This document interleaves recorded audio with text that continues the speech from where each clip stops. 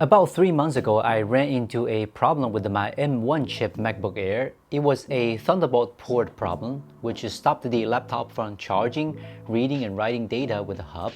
That was the first time I encountered such a problem, and that did not happen to my previous crappy Intel chip MacBook Air. During the time when the laptop was getting the port repaired, the guy told me that the problem was that the port was being used to connect to many unofficial chargers and hubs, and the pins in those cables were not quite compatible with the laptop. So some pins were damaged. That was fair. I could see that coming because I was using the laptop both at home and in the office. So constantly changing the cables connected to it will have some consequences.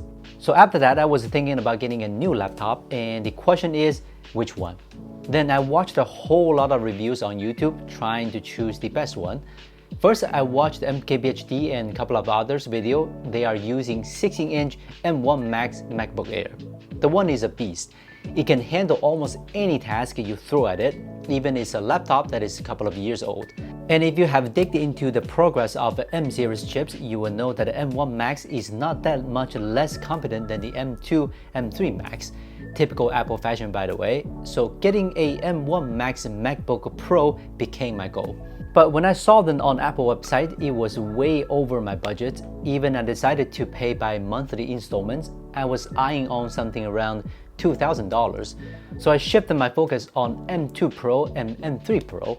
Then I watched the many reviews again, finally landed on a 14-inch M3 Pro MacBook Pro. It is a refurbished space gray one, and it lands perfectly on my budget. There are a couple of reasons why I wanted this laptop. First, it was a kind of a reward for myself. I was trying to save money on almost everything before, and I started to not really enjoy the way of life again. I thought it is the time I need to push myself to make such purchase, then use it to create value. I mean, like starting to make YouTube videos and do some projects maybe. I'm glad that I made this decision. Secondly, the overall capability of M3 Pro won't be behind any other new M series chip coming in the future. You know, again, it's about Apple fashion. Here, I don't want to talk too much about the specs, but it is one of the best laptops you can buy right now. Lastly, I had a really bad experience with a Windows laptop and PC when I was a student and the early days of my career. I didn't like it at all. Just to be clear, I've not tried any really high-end laptop or customized PC in my life, so I might be wrong about this. But I do believe MacBook is the best laptop for at least 90% people, other than those people who really need to use a Windows laptop to do some niche jobs.